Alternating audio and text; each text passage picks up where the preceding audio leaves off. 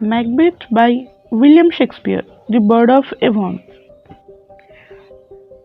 During the reign of Duncan the Meek, the King of Scotland, Macbeth, the Thane of Glamis, and a kinsman of the king, was very much loved and honoured at the court.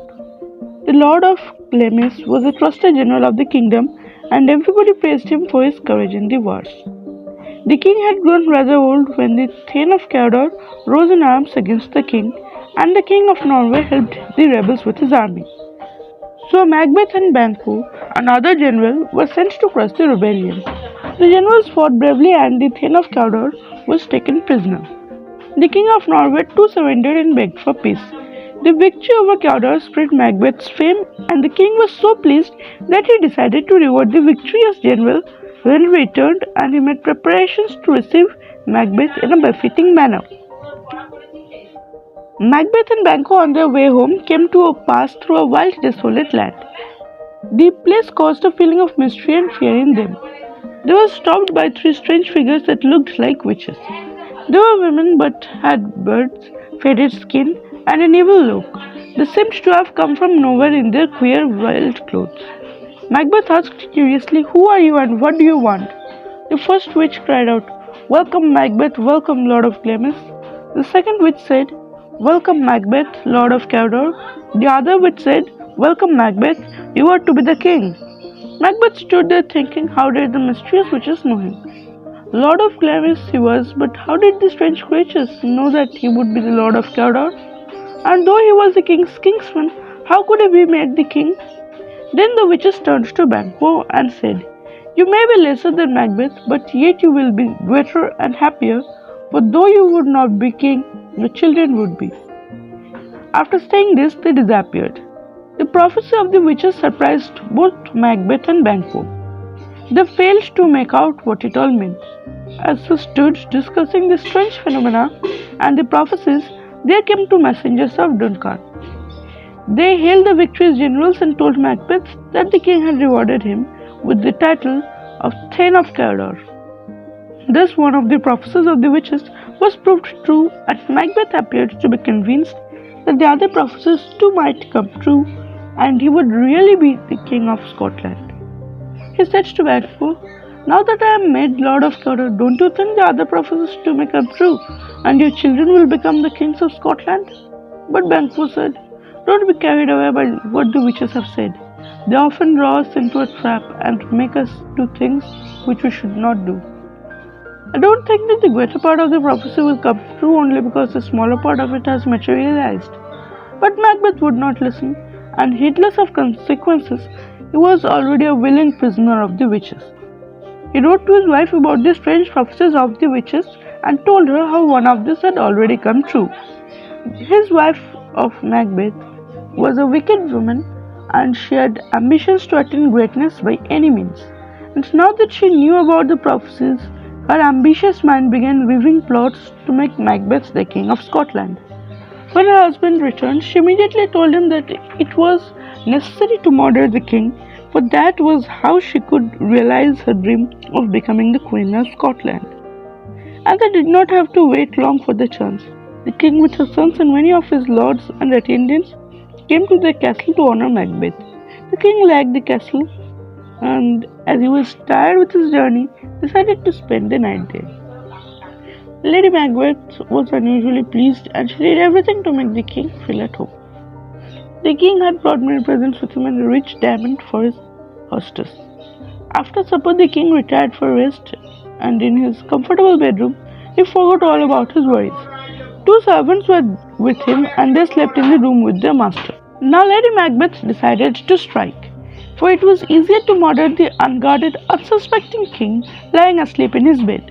But Macbeth, in spite of his ambition, was not quite as wicked as his wife. So he said to himself, "I am the king's kinsman. How can I murder one of my own family? Moreover, he is my guest, and as the host, I should protect him from any harm."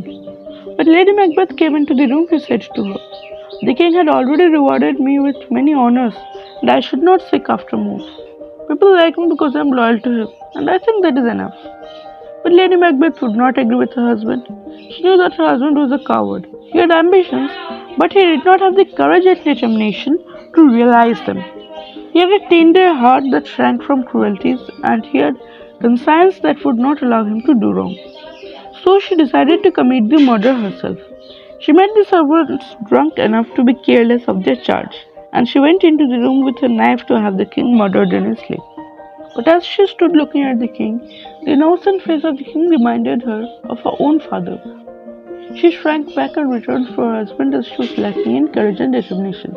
But she found her husband less determined to kill his helpless guest.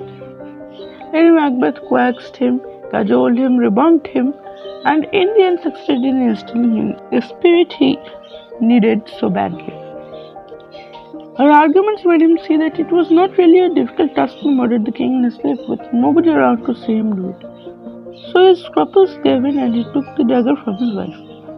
He moved through the darkness stealthily towards the room of his guest. The servants there were fast asleep, but then he was startled to see a dagger in the air. It seemed to have pointed to his own heart. He went to catch the dagger, but it disappeared. Terrible guilt in his heart had quite upset him, but he pretended to be bold and approached the king in his room. Quite desperately, he raised the dagger and stabbed the king in his heart with all his strength. As he was leaving the room, he heard a servant saying, "Murder!" Both the servants suddenly woke up, but seeing nobody around, went to sleep again. Macbeth returned to his wife with the bloody knife. His hands were too bloody and he seemed to be in a daze, completely bewildered. Lady Macbeth rebuked him for bringing the knife back with him. She told him to go back and put the dagger beside the king's servant so that they could be accused of murdering the king.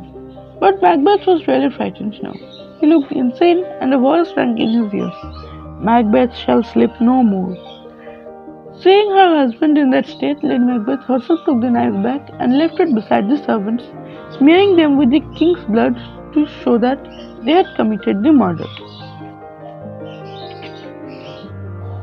In the morning, the murder was discovered. Macbeth and his wife appeared to be shocked in a state of terrible grief. But in spite of the proof against the servants, everybody suspected Macbeth. The king's two sons fled as they feared that they would be the next victims, and in their absence, Macbeth became the king as Duncan's nearest relation. Thus, the prophecies of the witches came true. But Macbeth had no peace of mind, nor could he rest, for now that he was the king, he did not feel safe. The guilt in his mind made him suspicious, and he could no longer trust anybody. He was particularly afraid of Banquo, for he must have suspected him to be guilty of murder. Moreover, the witches had warned that though Macbeth would be the king, his children would not be the kings after him. Banquo's children would be the kings in their place. So Macbeth and his wife planned to eliminate both Banquo and his son. They invited Banquo and his son along with the other lords and chiefs. They invited Banquo and his son along with the other lords and chiefs of the kingdom to a feast. They employed murderers to kill Banquo and his son on their way. The murderers stabbed Banquo to death, but his son Fleance escaped. At the royal feast, Macbeth and his queen were very amiable and kind to their guests, but Banquo's absence was felt. As Macbeth mentioned Banquo's name and wondered if something had happened to him on his way to the palace, he saw the ghost of Banquo enter the hall and take his seat at the table. Macbeth looked pale with fear and he looked oblivious of other guests, but who alone saw the ghost, while others wondered that what could leave their host so frightened. Lady Macbeth tried to help her husband look composed, for the guests might catch him out planning Banquo's murder. But Macbeth had gone mad with fear, and he shouted at the ghost, bidding it to go away. The ghost vanished only to appear again. The guests were surprised to see their host in that state, and they left. But Lennox and others were very suspicious, and Macbeth was so suspicious that they even stayed away from the feast. So now Macbeth was all alone, suspected by all. In his madness, he was ready to kill anyone as he feared to be killed by the others. Friendless and restless, Macbeth now thought of seeing the witches in their cave for advice. Next morning he went there and found the witches preparing the evil charms that would revive the evil spirits of the dead. When Macbeth asked them about her future, the witches called up the spirits. The first spirits warned Macbeth against Macduff, the Lord of Fife. The second spirit told Macbeth that he should not be afraid of any man, for no man born of a woman could harm him. The third spirit said, Macbeth can never be conquered until the great Burnham forest came to the high Dunsinane hill against him. So all the spirits assured Macbeth that he had nothing to fear as all men were born of women and nobody had ever seen a forest move. Macduff too could not harm him, but he decided to kill Macduff. But then Macbeth insisted on knowing whether Banquo's children would ever be the kings of Scotland. Some 8 ghosts appeared. With them was Banquo himself covered with blood. In his hand he held a glass, and Macbeth saw in it the children of Banquo becoming kings after Macbeth. After this, the witches too disappeared and Macbeth came out of the cave. Now Macbeth's thoughts were all bloody and dreadful. The spirits in the cave had hardened his mind. So when he heard that Macduff had fled to England to join Maccallum, the eldest son of the murdered king, who had organized an army, Macbeth came to the castle of Macduff and killed his wife and children.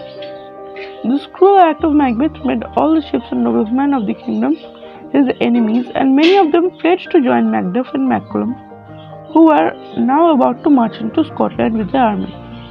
Others who could not flee secretly wished success to Macbeth's enemies. Thus Macbeth was quite isolated in his kingdom. Everybody hated him and nobody loved him, as he was now only a cruel murderer. Macbeth could not sleep now, and he wished to be with Duncan, whom he had murdered, and who was now sleeping in peace in his quiet grave. It seemed that he was tired of his own life and ceased to love himself. Lady Macbeth, who shared her husband's guilt, shut herself up in the castle. She was ashamed of her cruelties, thinking all the time of the king's blood. At night, two terrible dreams haunted her and she worked in her sleep. Unable to bear all this, she committed suicide. Now Macbeth was all alone, without anybody to care for him or a friend whom he could trust. Despairing of peace, he grew very careless of life, wishing to be dead like his queen. But Maccallum's army was already there and he decided to die fighting like a soldier. And the prophecies of the witches and the spirits still made him hope that no man on earth born of woman could harm him. So he prepared to fight. But then the man who was keeping watch on the hill came with the message that he saw the wood move. Macbeth would not believe him and shouted, "You are a liar, no wood can move. For lying to me, I will say that you are hanged alive on the next tree. But if it is true, I care if I am not hanged." But it was true. Maccallum was a skillful general, so he advised his men to hide their numbers by carrying the branches of trees in front of them. As the branches moved before the marching soldiers, the messenger thought that the Burnham wood itself was moving. So now the words of the evil spirits came true, and Macbeth could see how he was misled. He was faced with his enemies and fought bravely, for still he believed that he could not be killed, as all men were born of women. But his own men would not fight for Macbeth. They would prefer fighting against him. Macbeth fought alone, killing many enemy soldiers. Macduff saw this and decided to fight Macbeth himself. Macbeth told him to go back, for he had already killed too many of his family. But Macduff came on rushing on him and the fight began. Macbeth scoffed at his enemy, telling him it was no use wasting his strength, for he could not be killed by one who was born of a woman. Macduff answered him, "I was not born of a woman. I was taken out of my mother's womb before the time." Macbeth, now to his horror, realized how he was misled by the spirits. He cursed them and said to Macduff, "I won't fight now."